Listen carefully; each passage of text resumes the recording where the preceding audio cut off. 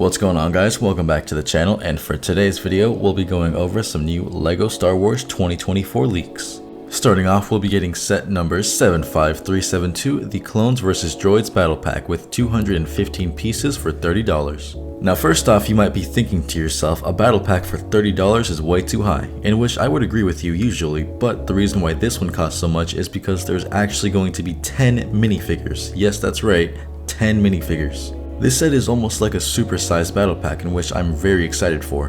Not only that, but in terms of droids, we are going to get B1 battle droids, but on top of that, we are going to finally be getting B2 super battle droids. And for the Clone Legion that will be included in this battle pack is really anyone's guess, but the most likely one that is going to be added in is going to be the normal Phase 2 Clone Troopers. And in addition to that, these would be some excellent minifigure choices because we haven't really got those before.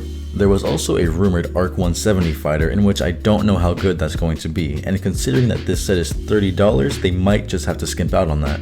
But overall, this set is looking really good so far. The only concern, as I just stated, is going to be the build and how good that's going to be.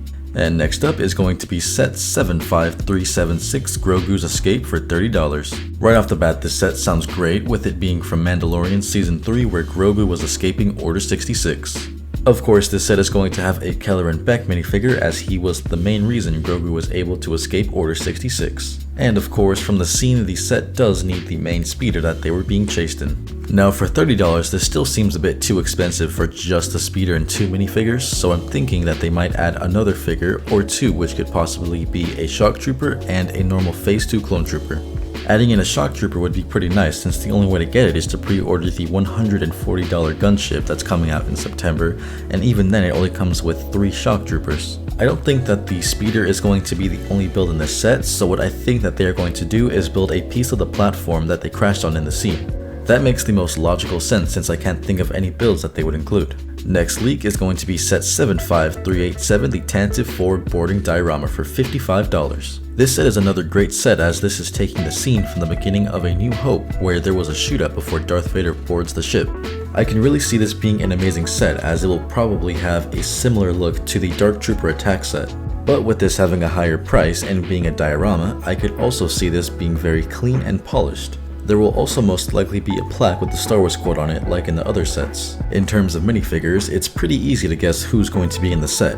Vader is obviously a given, with a couple of stormtroopers and some rebel fleet troopers. This would be nice because the only way to get them right now is the $160 Yavin 4 base. This next LEGO set is a surprise to come for sure. A lot of people like it, but I'm not too excited about it. It's going to be set 75381, a buildable Droideka for $60. That's right, we are actually getting a fully buildable LEGO Droideka, which I think is a really cool concept, but just not all that exciting to buy.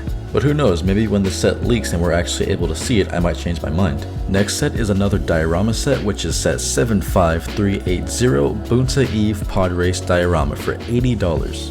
Now my thoughts on this set are it's just going to be okay, nothing too special. Now obviously the set is going to be micro scale, regular sized pod racing vehicles for a diorama set would just be way too big.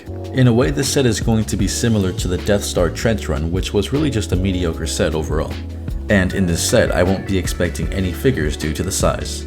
Overall, I think this set is alright for what it's planned to be, but this is surely a bottom tier set when compared to the rest on the list. This next set is going to be coming in at $70 and is going to be set 75376, the 18 plus Tantive 4. This is actually exciting for some people, as the last Tantive 4 that we got was years ago and very expensive. And of course, with that $70 price tag, it is going to be sized down to mid-scale.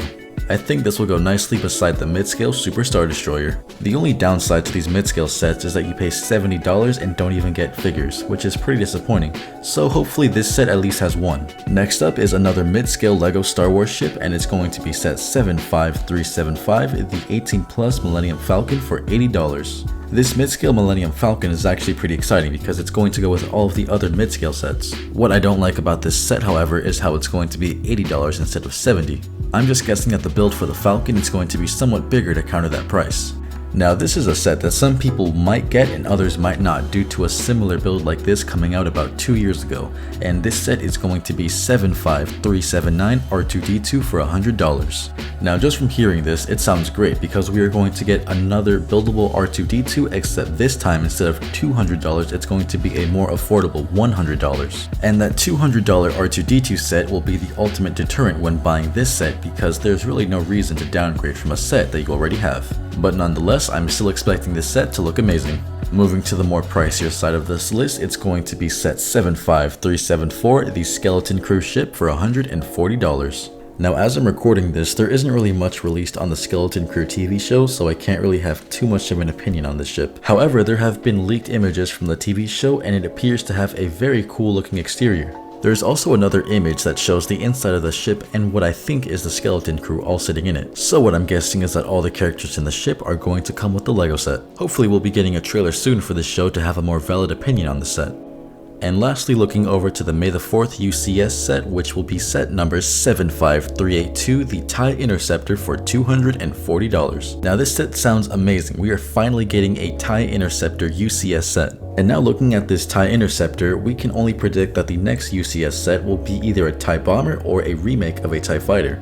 And why I say this is because we already have all of these standard UCS Rebellion ships such as the UCS A-Wing, Y-Wing, and X-Wing that just came out. So I think it's fair to say that in turn we'll be getting the standard UCS TIE vehicles. I think this would go along very nicely with the Rebellion vehicles and be a great move on LEGO's part.